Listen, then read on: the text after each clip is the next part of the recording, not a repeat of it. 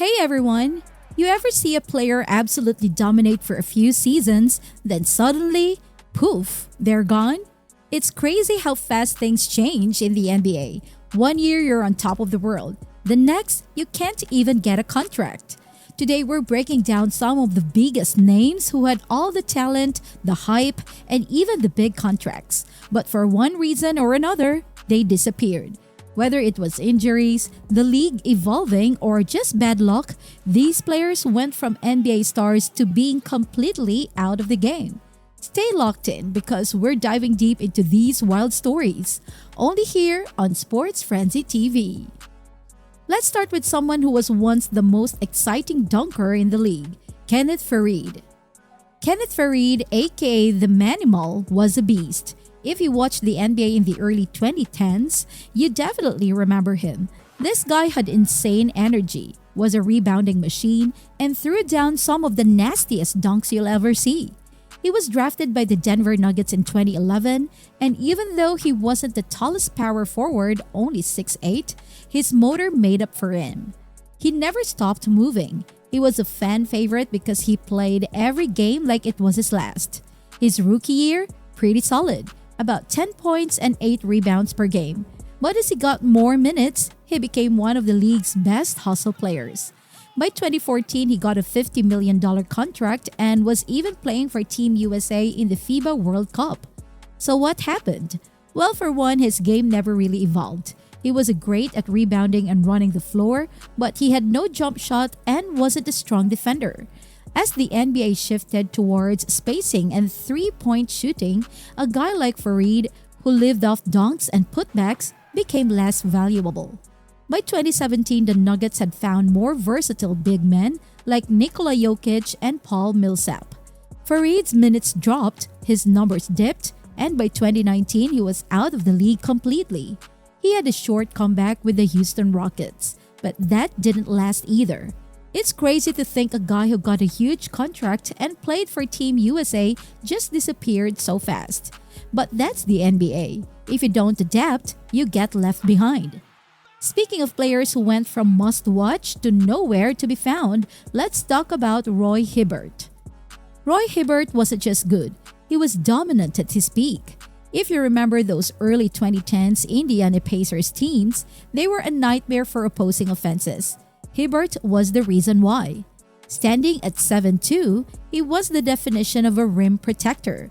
He wasn't the most athletic guy, but he mastered the verticality rule, basically the ability to jump straight up and contest shots without fouling. He made life miserable for guys like LeBron James and Dwayne Wade. In 2013, the Pacers pushed the Miami Heat to 7 games in the Eastern Conference Finals, and Hibbert was a big reason why. He was averaging 22 points and 10 rebounds in that series and was seen as the defensive anchor of the NBA. Then, he just fell off. Hard. The NBA started changing.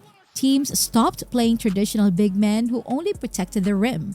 Suddenly, stretch bigs, guys who could shot threes, became the norm.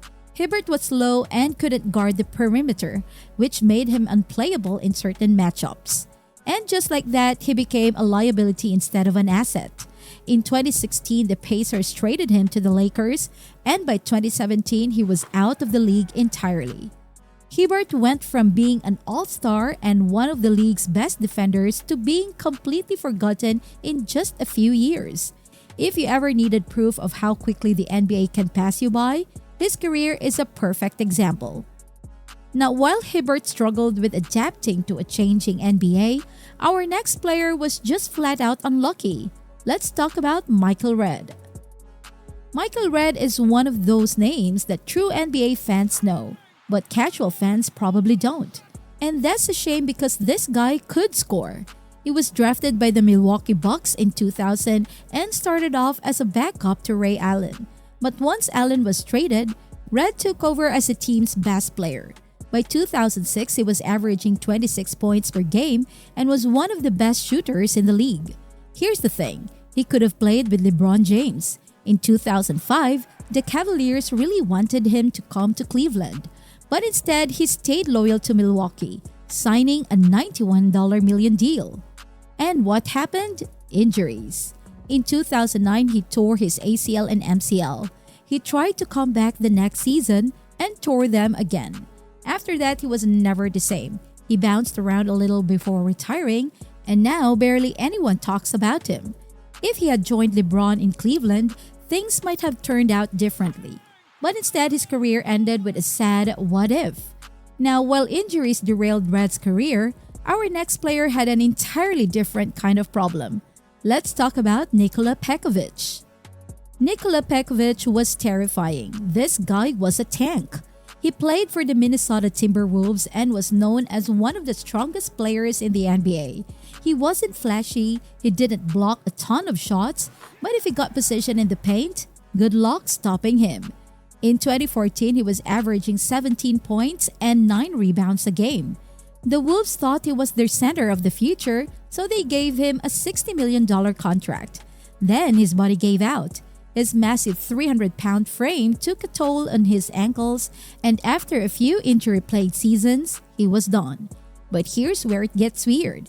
After basketball, Pekovic got involved with some shady people. His name has been linked to one of the most dangerous crime groups in Europe. His luxury cars were seized by police, and while he hasn't been charged with anything, the whole situation is sketchy. Crazy, right? From NBA star to possibly being involved in organized crime. But we're not done yet. Our final player might have the most heartbreaking fall of them all. Let's talk about Isaiah Thomas. Isaiah Thomas was special. In 2017, he was unstoppable.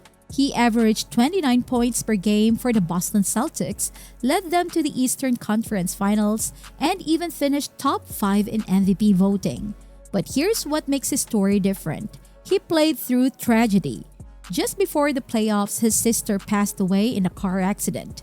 Despite that, he suited up and dropped 53 points in a playoff game on her birthday.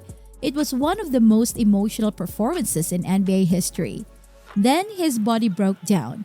He had a hip injury and tried to play through it, but it only got worse.